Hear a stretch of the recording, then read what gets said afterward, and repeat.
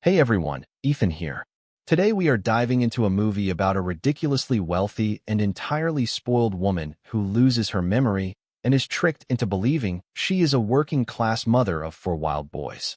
But what happens when the ultimate life of luxury is abruptly replaced by chaos, dirty dishes, and a fake husband out for sweet revenge? Let us just say that reality is about to bite her very hard. The story begins with Joanna Staten, a rich woman who grew up incredibly spoiled and deeply entitled. She naturally expects to always get exactly what she wants, no matter how utterly unreasonable her demands might be. She lives completely in luxury and acts like everyone in the world exists solely to serve her every whim. She is married to Grant Staten III, an extremely wealthy and completely self-centered man. One day, while they are sailing on a large and incredibly expensive yacht, the main engine suddenly has severe problems. Because of this unexpected issue, they are forced to stop in a quiet, isolated coastal town in Oregon called Elk Snout to fix the broken boat. A local worker soon arrives on the deck, and Grant quickly dismisses him, claiming that hiring help is entirely his wife's department. The man introduces himself as Dean Profit, the carpenter they explicitly requested for the emergency job. Joanna immediately snaps at him for being late and rudely orders him not to touch a single thing on her pristine vessel. Dean sarcastically promises that he will not, while Joanna instructs Grant to keep his distance from the hired help. She leads Dean directly to her closet, dramatically pointing out how completely inadequate the space is for her extensive wardrobe. Dean politely mentions that he was called out to the ship under the impression that there was some kind of massive emergency. Joanna, completely detached from everyday reality, insists that her current closet situation absolutely qualifies as a dire emergency. But how far will a woman like Joanna go to ensure she gets exactly what she wants? Most people who meet Joanna for the first time would quickly describe her as cold and extremely unpleasant. She constantly treats people terribly, especially those who do not belong to her exclusive and wealthy social circle. She is incredibly rude, always quick to insult others, and seemingly impossible to please under any circumstances. She spends almost all of her time doing absolutely nothing useful, and she seems to truly enjoy ordering ordinary people around. Later, Joanna can be seen complaining bitterly to her staff, outraged that they would dare to pack a cheap brand of caviar instead of her favorite. She refers to the $1.99 caviar as literal fish bait, demanding better treatment. She then turns her attention back to Dean, giving him a strict deadline of exactly 48 hours to complete the closet, strongly suggesting he get started right away. She orders her husband to keep a close watch on the carpenter while she busies herself with an exclusive phone auction. She insists that she simply must have a specific item and aggressively demands that someone do the bidding for her. Grant tries to speak to her, but she dismisses him instantly, loudly proclaiming that she is on the phone and cannot hear him.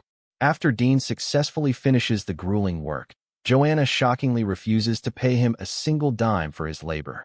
She stares at the finished shelves and complains that they are absolutely not what she had wanted.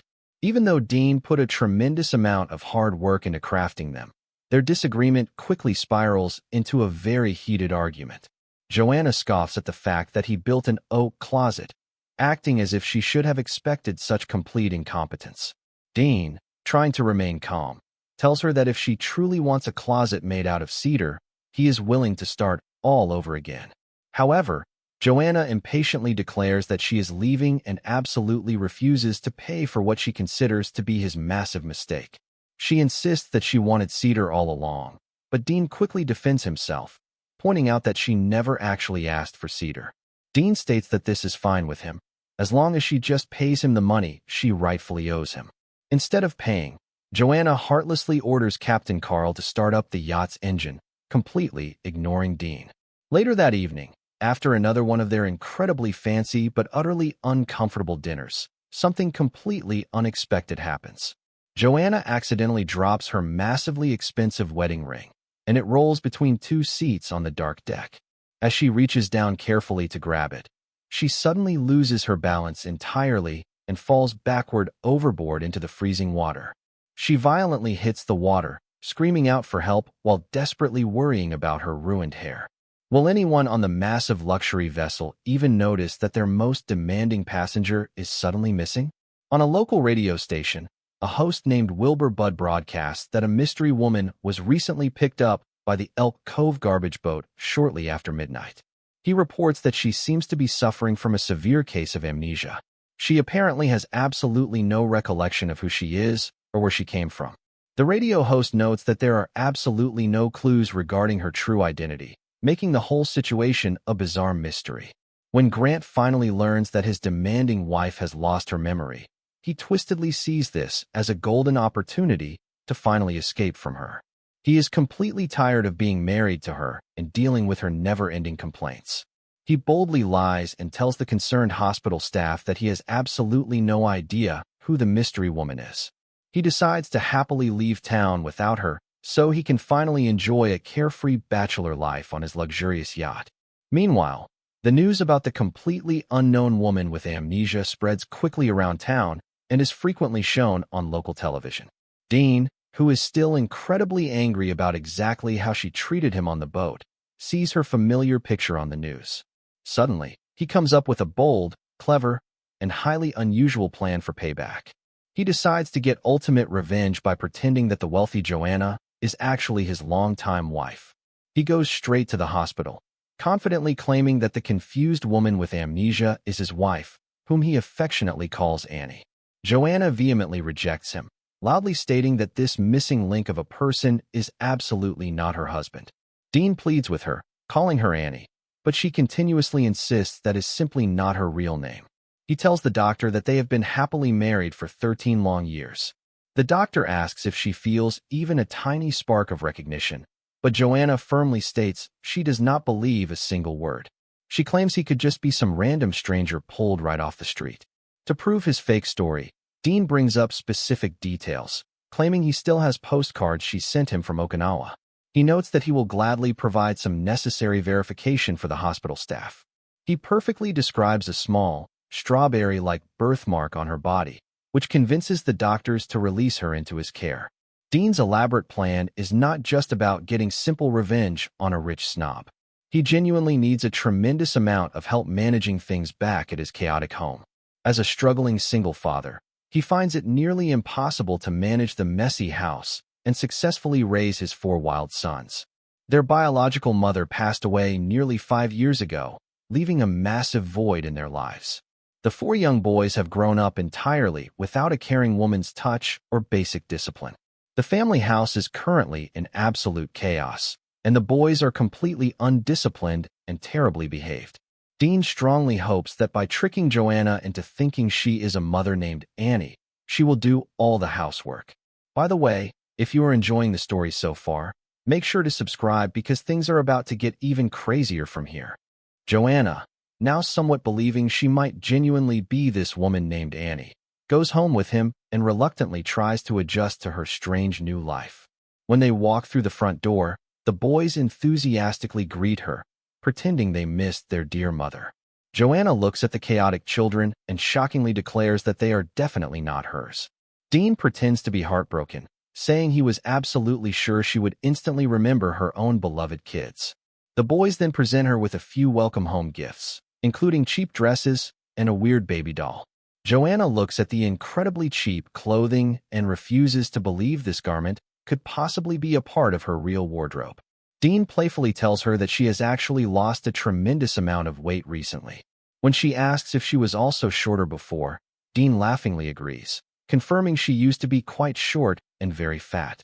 He then introduces the children to her one by one, pointing out the mischievous twins in the middle. He claims they all get along perfectly well, and the boys play along by saying they are absolute best friends. When she struggles to guess one of their names, calling him Roy, the boy corrects her and says his name is Sweet Travis. Dean easily convinces her that she normally cleans, cooks, and expertly takes care of all the demanding house chores on a daily basis. Taking this to heart, she immediately tries to get to work in the filthy kitchen. But the real wealthy Joanna inside her never actually did anything domestic, and she ends up completely unable to provide them with the hot dinner Dean eagerly anticipated. In fact, she quickly realizes that she does not actually know how to do anything useful at all. She stares blankly at the stove, complaining to Dean that absolutely nothing is happening when she turns the dial. Dean points out that she has to physically light the burner with a match, which she finds completely baffling. That night, Dean leaves the house and goes bowling with his close friend Billy, who asks exactly how long he plans on keeping this fake wife.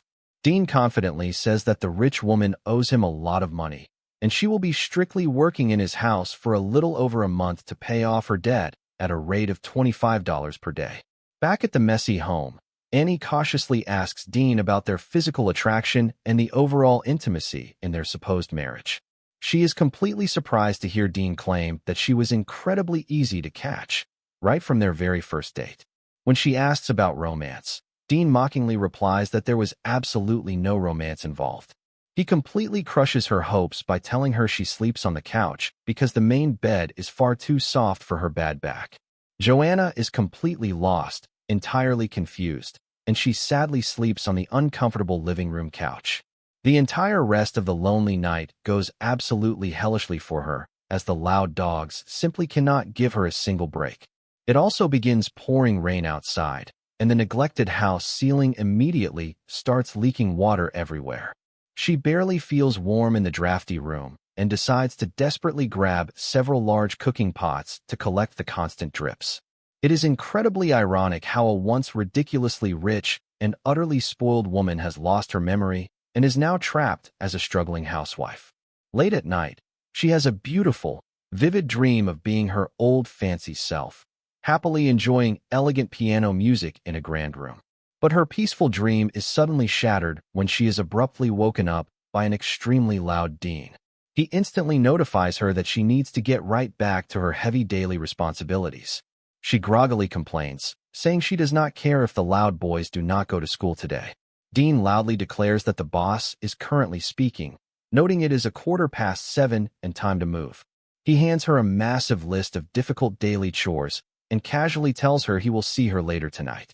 During the exhausting day, she desperately tries to do some basic work and cautiously begins by feeding the aggressive dogs. Then she slowly moves on to the massive house, which desperately needs a major, deeply thorough cleanup. The kids are incredibly messy, but with the specific methods she mistakenly thought were effective, she dives right in. She tries absolutely everything she can possibly think of that could ease the immense burden of the physical work. But is her luxurious past completely erased, or will fragments of her old life slowly begin to surface? The boys watch her from a distance, laughing and noting that she has been staring blankly at a single spot for an entire hour. They mention how she aggressively destroyed the yard scarecrow earlier, literally ripping its fake head right off. When Dean finally returns, he casually asks her what is for dinner, as if everything is perfectly normal. Dean has never felt better in his life, and he usually spends his evenings just happily vibing and playing with the kids. In almost no time at all, Annie actually starts feeling okay with her harsh new reality, bravely doing the heavy house chores while Dean lazily plays around. When Joanna stops and wonders aloud why there are absolutely no photographs of her anywhere in the entire house, Dean quickly invents a lie. He tells her that they tragically lost a lot of their precious personal stuff during their last big move. While he is nervously talking, he coincidentally stands right by the wooden closet, which unexpectedly sparks a tiny, fleeting memory in Joanna's confused mind. She touches the wood and softly mentions that something about this specific closet feels incredibly familiar to her. Dean quickly distracts her by making a highly inappropriate joke about what they used to do in the closet. She firmly tells him that she is going to start looking for her missing family pictures the very first thing in the morning. Late in the dark night, Dean sneaks over to his friend Billy's place and asks him a massive favor. He desperately needs Billy to cleverly edit an old wedding photo by carefully pasting Joanna's face directly over the image of his real, deceased wife. When Joanna inspects the clearly doctored photograph the next day, she looks incredibly concerned about her past. She sadly asks Dean if she was ever actually happy in her entire life, noting that all her expressions depict intense seriousness and deep confusion. She points out that there is not a single photograph with a genuine smile on her unhappy face. Dean awkwardly reassures her, claiming that she was happy lots of times throughout their supposedly long marriage. Joanna sighs deeply, accepting that this dreary existence is her actual life, noting she clearly did not marry very well. Meanwhile, Far away from this rural chaos, Joanna's incredibly wealthy mother is growing increasingly worried about her completely missing daughter. She has absolutely no idea that her precious daughter is currently living like an unpaid slave to a bunch of bizarre strangers. Today, Billy has come over to the chaotic house for a visit, and Joanna is fully expected to serve them all together like a maid. At first, she finds herself reluctantly massaging Dean's tired feet simply upon his demanding request. And then she is immediately ordered to go to the kitchen and passionately cook them something delicious to eat. Billy strangely and awkwardly stares at her the entire time she is in the room, making her incredibly uncomfortable. She finally speaks up and asks Dean if Billy's intense, unblinking staring is not completely weird. Dean, acting like the absolute rudest husband anyone could ever possibly marry, tells her a shocking new lie. He casually claims that Billy and she actually used to date back in high school, and that she was once his beloved sweetheart. Dean even maliciously asks if her old romantic feelings are suddenly resurfacing when she looks directly at Billy's face. After putting up with the relentless teasing, she politely brings them the requested chocolate cream pie they were loudly demanding. Billy makes a crude joke about how much he loves the specific way she glues joy to the toilet bowl. They continue to ruthlessly mock her, but Joanna innately knows deep down that she is simply not someone to be freely joked about. Ever since she walked through that horrible door, she has tirelessly cooked, cleaned, and scrubbed until her hands bled. When they happily gather around to eagerly dig into the sweet dessert, she abruptly changes her entire demeanor. She suddenly brings out a long water spring cable and excitedly begins spraying them down, completely soaking their clothes. She is finally having genuine fun and wants to see if it is just as funny to mess with them using physical jokes. The tense moment beautifully transforms into a wonderfully fun time where Dean and the energetic kids happily chase her around the entire house and yard. They are finally bonding perfectly as a real family and genuinely having a tremendously good time together. The very next day, she dutifully wakes the kids up early, and they immediately head off to their local school. Later, the strict school teacher officially summons Dean's kids and sternly asks why they are not taking a specific, mandatory test. But the kids are entirely distracted by an unbearable itching spreading rapidly all over their little bodies. The little ones simply cannot stop aggressively mocking the frustrated teacher, greatly adding to her mounting irritation. The teacher demands that they really concentrate and orders Greg to stop his disruptive behavior immediately. She firmly states that if they simply concentrate hard enough, they can easily control their squirming little bodies. She demands to know if anyone is currently at their home, and the kids confirm their mother is definitely there. The angry teacher angrily dials the phone, declaring she is immediately calling both of their irresponsible parents. Joanna arrives at the school, politely introducing herself as Annie Prophet, and calmly asks what exactly happened. When the teacher smugly mentions the missing high-neck tests, Joanna realizes the children are suffering from a terrible discipline problem. The teacher cruelly claims that the boys deliberately decided to play sick just to avoid doing their required academic work. Joanna looks closely at the boys and is completely horrified by the teacher's severe lack of basic observation. She fiercely points out that it completely escaped the teacher's attention that these poor children are covered head to toe in severe poison oak. She angrily scolds the teacher for sitting there and smugly lecturing her on the absolute importance of standardized tests during a medical issue. Joanna passionately declares that her children may be slightly rotten, but they are absolutely hers to protect. She confidently states she has absolutely no doubts whatsoever about her children's intelligence, but she has very serious doubts about the teachers. At home, Joanna lovingly treats the boys, gently giving them soothing cream to thoroughly put on their fiercely itching skin. She is acting completely as motherly and deeply caring as anyone could possibly be toward helpless kids. Dean, who currently seems to be present in the house only for fun-playing purposes with the kids, is selfishly getting ready to go out once again. This time, Joanna firmly confronts him for being an incredibly reckless and largely absent father. She sternly tells him he desperately needs to start showing some real, mature responsibility toward his own growing kids. She insists that they need to actively discuss proper discipline and other crucial parenting matters. Dean listens quietly, realizing that her passionate scolding actually comes from a place of deep, genuine care. To successfully make her feel significantly better after the stressful day, Dean completely changes his usual harsh approach. He gently puts her directly into his own comfortable bed, softly telling her she can sleep there while he voluntarily takes the old couch. He clearly seems to have developed some real respect and genuine care for her now that they are successfully communicating so openly. To feel even better, Joanna quietly asks him to tell her something genuinely nice about herself that she supposedly did in her past. He creatively makes up some sweet stories, telling her about a specific time when she was once proudly named Employee of the Month. He claims she earned the prestigious title at the local burger place where she supposedly worked for years. Feeling somehow validated and finally like she truly belongs to the normal, everyday world, she smiles warmly and feels incredibly good about herself.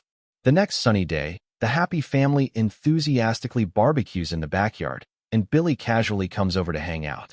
Joanna innocently asks about her past travels, wondering exactly when she supposedly visited Paris or saw wild things. Billy stumbles over his words, weakly comparing her fabricated travels to visiting a miniature Taj Mahal. The boys playfully interrupt, asking for specific types of bread and making silly jokes about eating fiberglass. Soon after, she accidentally discovers that Dean has quietly taken a grueling second job working hard labor late at night. She realizes he is secretly exhausting himself just to earn a little more necessary money for the struggling family.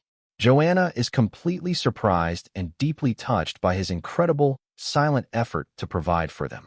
She slowly begins to clearly see that Dean is absolutely not a lazy or entirely selfish person like she initially thought. He is honestly doing his absolute best to provide a decent life for his growing children. The very next day, Joanna's previously cold heart softens completely toward her new fake family. She starts to vividly notice exactly how kind, incredibly hardworking, and wonderfully genuine Dean truly is underneath his rough exterior. These are remarkable human qualities she never once paid any attention to before in her shallow, old life among rich and terribly self-centered people. Will this growing affection successfully survive the inevitable revelation of her true, wealthy identity? Meanwhile, Dean is desperately trying to get a lucrative new job designing an entire miniature golf course for local investors. Joanna brilliantly comes up with a highly creative idea to use a unique world landmarks theme for the entire course. She even skillfully draws incredibly detailed sketches to perfectly show the amazing concept to the wealthy investors. The investors absolutely love the brilliant idea, and Dean officially gets the amazing job entirely thanks to her unexpected help. He deeply realizes exactly how much he has genuinely missed having a brilliant, smart, and fully supportive woman present in his messy life. He secretly confesses to Billy that he absolutely has to tell her the real, completely honest truth soon. Later, Joanna happily helps the kids with their difficult homework, affectionately telling one of them that she is their mommy. She proudly mentions making homemade macaroni and absolutely loving her busy, domestic life. She enthusiastically talks about the upcoming school play and proudly notes that she recently helped one of the boys get an excellent grade in English. When one boy admits he is currently flunking, she gently tells him they better work hard on it later on. Suddenly, a wave of intense guilt completely washes over Dean as he watches her expertly mother his boys. Dean truly thinks she has successfully figured absolutely everything out regarding life, but the internal tension rapidly builds up.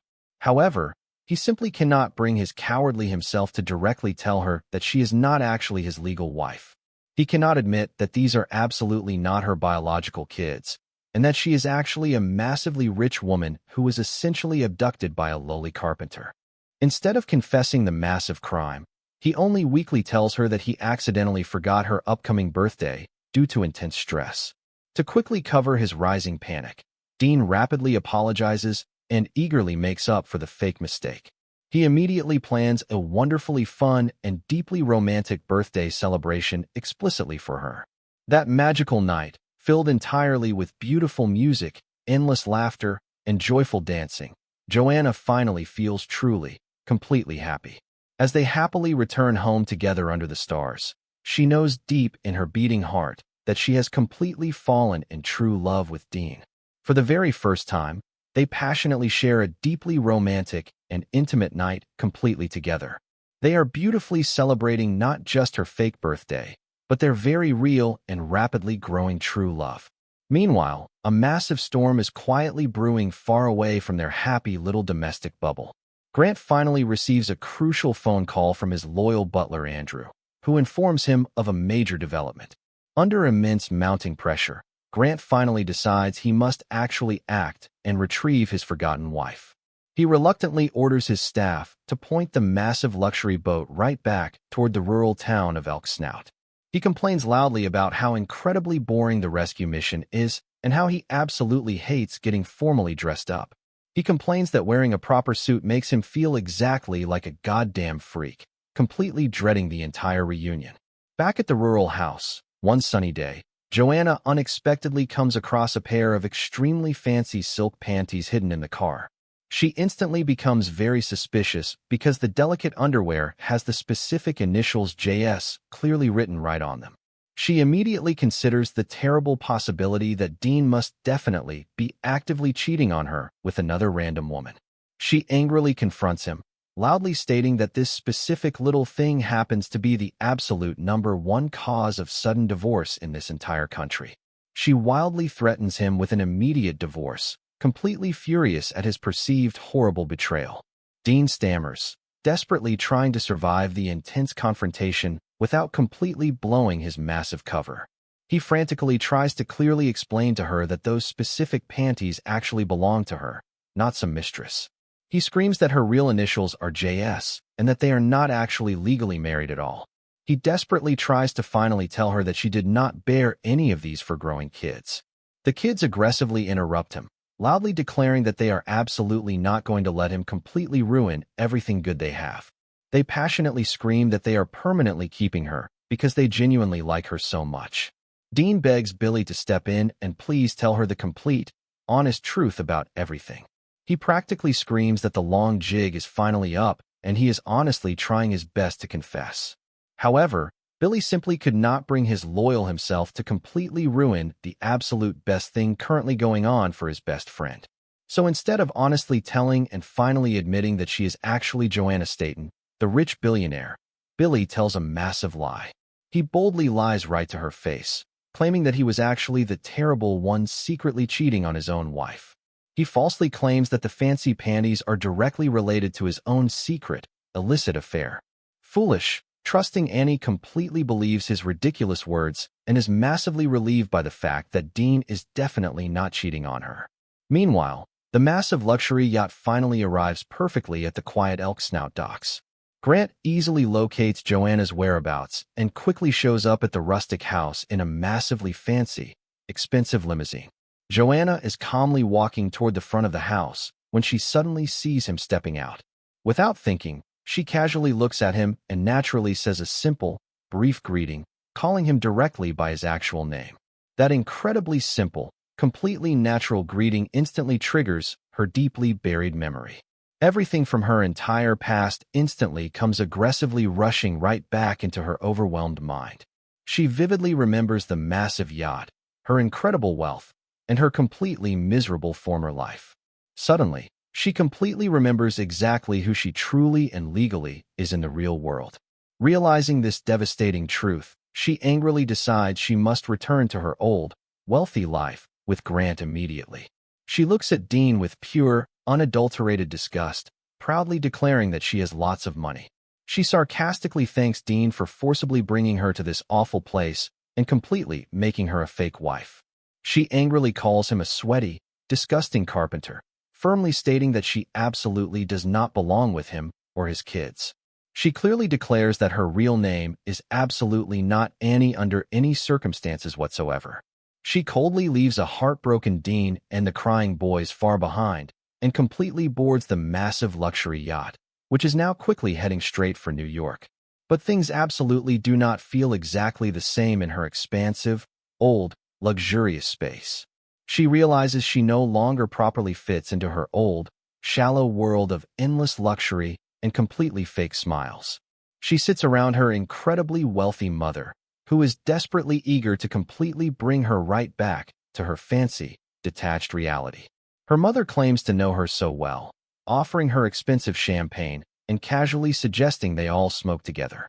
Joanna refuses the awful drink and loudly questions why she absolutely has to smoke, stating it always made her incredibly sick. She rejects their fake psychiatric therapy, proudly stating she had a wonderful nervous breakdown and would actually love to have another one. She aggressively slaps a drink right out of a wealthy friend's hand, causing a massive, shocking scene. Late in the dark night, she quietly sits down with the ship's lowly cook and the working crew. She begins engaging in incredibly kind, entirely genuine conversations with them, something she absolutely would never have even considered doing before her accident. She even pulls aside the loyal butler, Andrew, and deeply apologizes to him for how terribly she had mistreated him for so many years. Andrew astutely notices that Joanna has completely and wonderfully changed during her bizarre absence. He gently helps her finally realize that she is absolutely no longer the incredibly cold, deeply spoiled woman she previously used to be. Joanna tearfully admits to Andrew that she genuinely misses Dean and the four chaotic boys terribly.